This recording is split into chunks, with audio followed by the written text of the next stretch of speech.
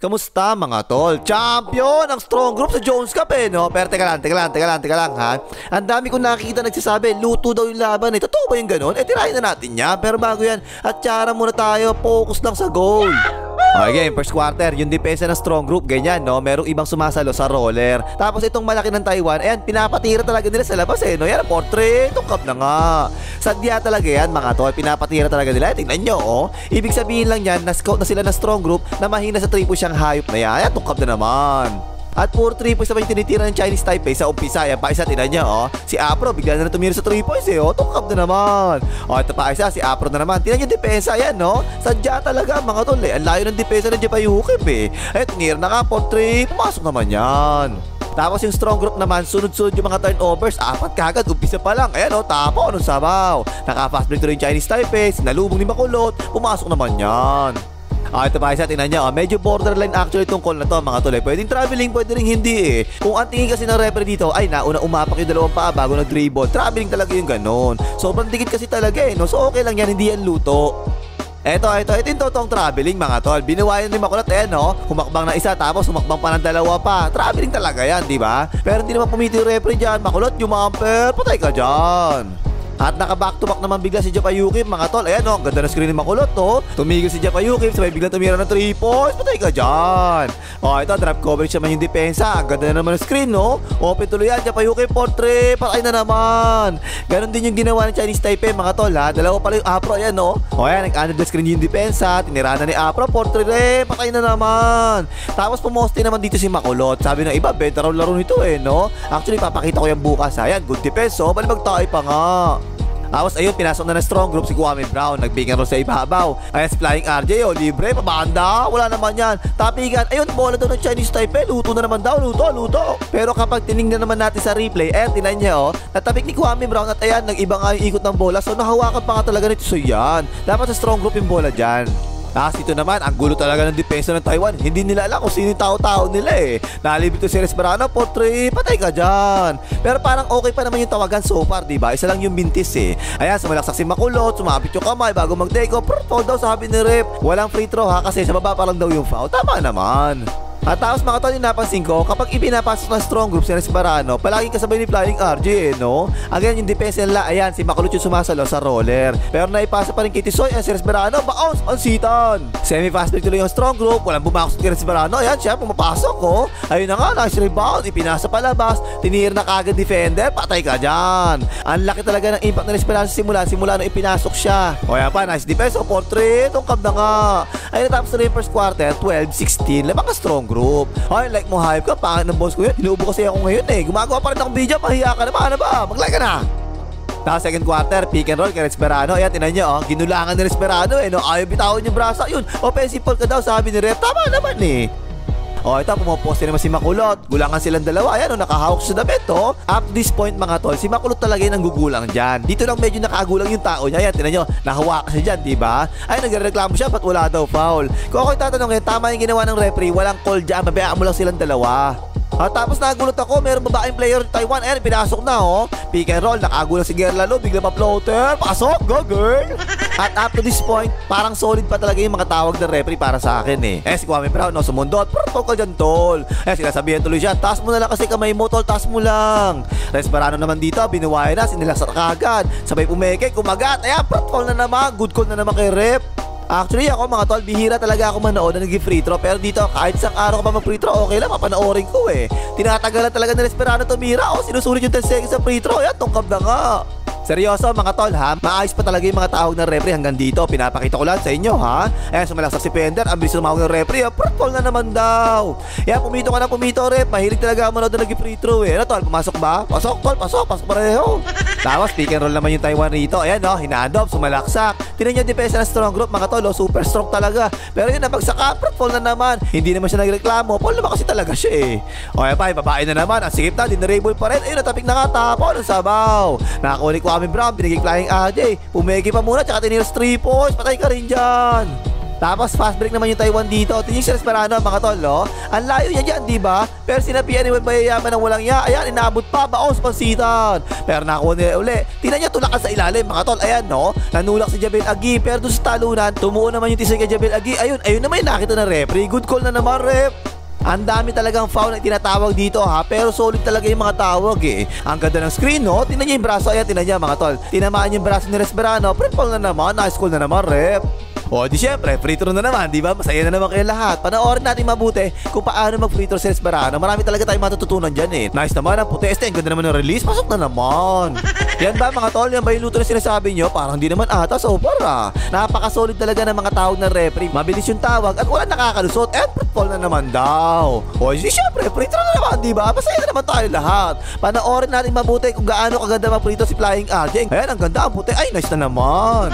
At lumamang pa nga ng 11 strong group mga tol. Ayan, dumobot din kayo makulot sa poste. Walang tao si Jabel Agi sa ibabaw. Ang ganda ng pasa oh. Libre-libre yan, portre. Patay ka dyan. Ay, naging 13 pala yung lamang. Ayan no, pinaposes si Makulot. Bigla rin jumamper, patay rin yan. Pero bigla naman naka back to back 3 points ang Taiwan. Ayan, fast break sila dyan. Bigla tumira 3 points, binuwayan na. Patay ka rin dyan. Pero again mga tol, ulitin ko ha. So far, solid na solid talaga yung mga pito ng referee. Kita-kita naman no. Tinulak kasi ng Japayukip. Nakita na naman ng referee. Fall ka na naman dyan tol. Kaya yun, natapos sa second quarter, 34-41. Naman pa ang strong group. Tapos third quarter, nakasil yung Tisoy. Ayan no, napasahan, easy 2 points siya no. Pero yan, natabing ng Jabel Agi sa ilalim. Good call na naman yung referee. Goaltending daw, nice. Ito, style tindahan ko naman yung ginawa. Screen sa ilalim kay Makulot. Ayan, bumomba, pumihi, nag-back the way. Pasok din yan. At again, ayan na naman, hay, mga pito ng referee. Ayan no, yung Tisoy, ayan no. Patagilid yung screen. Ayan, offensive foul daw. Illegal screening na naman daw, sabi ni ref. Nice call. Pero ito, merong isang na-miss yung referee dito eh. Nabasahan si Makulot sa ilalim. Tingnan niya paa niya mga tol. Ayun no, napatin siya dyan kaya nawala yung balanse niya eh. Pero wala pito yung referee. Bako sa pansitan. Pass break tuloy yung Taiwan. Bigla sumundo si Pender. Ayun, nadala naman ng acting. Free fall na naman daw. Pero actually mga tol, hayang ganyan naharangan mo yung dadaanan ng ball handler. Kung hindi niyo pa naririnig yung term sa atin na tinatawag sa atin, crossing, diba? Eh, crossing din yan eh. Foul din sa atin yung ganyan. Sunod-sunod talaga yung mga foul na tinawag sa strong group mga tol. Kaya siguro sila sabi na iba, ay luto. O yan pa isa, sumundot. Foul na naman daw sabi ni ref. Ang medyo nakakapagtaka lang dyan, etong nasa malapit, hindi siya pumito eh. Ang pumito ay nasa pagkalayo-layo pa, baka malingan tawag dito eh. Pero yun, ang daming ang pito sa strong group eh, no? Kaya pa isa, sumuntot na naman. Tapos pumito yung referee, fall na naman. Nagreklamo na naman tuloy sila. Kapag tingnan naman natin yung replay, nung sumuntot kasi siya, sumablay. Tapos napalo niya yung binte. At tanong sa inyo, pwede bang paluin ang binte? Siyempre hindi, di fall nga. Nakahabol tuloy bigla ang Chinese Taipei mga tol. Ay si Apro oh, wala naman kay Makulot. Bigla tumira ng 3 points. Patay ka dyan.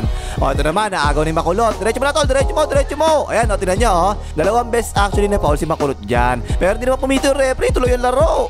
Pero ito naman, tingnan nyo naman, nung nakataas lang yung kamay at walang sumusundot, hindi naman pumito yung referee. O yan, ang baos pansitan. Takbo tuloy yung strong group, halatang-halata. Nanggigigil na talaga si Makulot eh, no? Ayan, offensive foul pa nga. At mukhang tama na naman yung pito ng referee. Tingnan nyo mabuti, ayan, no? Nauna naman talaga siya sa pwesto at hindi na talaga siya gumalaw. So, offensive foul nga yan. Tapos ito, kita nyo yung Tisoy mga tol. Ayan no, sinagasaan si Makulot eh no. Yan mga tol, yan actually pwede tawagan ng offensive foul yung ganyan. Pero wala naman pito yung referee, tuloy yung ligaya. At ayun, maganda na naman yung kontes si Makulot sa 3 points. Babae, 4-3, tungkab na nga. Ayan pa isa, tinan yung sentro ng Taiwan mga tol. Tinulak na naman si Makulot sa ilalim. Ayan no. Ayun, bigla namang nag-seal ngayon. Hinila na rin ni Makulot, pinabayaan lang ng referee. Double team mo ng tira, kinik out. Pabos ang shot lock, tinira na, 4-3, patay ka dyan. At napakarami talaga sinablay ni Makulot dito mga tol. Sabi pa nga na iba, ay benta laro nito ni Makulot ha. Abangan yung next video mga tol, papakita natin kung benta ba talaga nilaro nito ha. Tungkab na nga. O yan pa isa, sinilasa rin Makulot. Ang ganda ng depensa, o paos, pasitan. Pamusay shot lock, tinira ulit. Ako, patay ang butike. Pero na ako pa rin na strong ang bola. Binato na lang, kaya sa ilalim, kita nyo mga tol. O yan no, si Makulot actually nang hila dyan na. So dapat si Makulot dyan. Pero di na naman pumiti yung referee. Kung kami Brown, easy 2 points tuloy yan. Ayun, natapos na rin third quarter, 50-55. Naman pa rin yung 55. Tapos fourth quarter, sinimulan ng Taiwan, pick and roll sa ibabaw. Binigay sa wing, ang layo niya, 4 points daw yung PBA, 4-4, patay ka dyan. At ayan na naman si Makulot na benta raw yung laro eh, no? 4-3, tungkab na nga. Fast break tuloy ang Taiwan. Tingnan si Kwame Brown, nakikichismis pa ang walang yan. Naiwanan tuloy siya ng tao niya, ay aliyop, tabla na nga.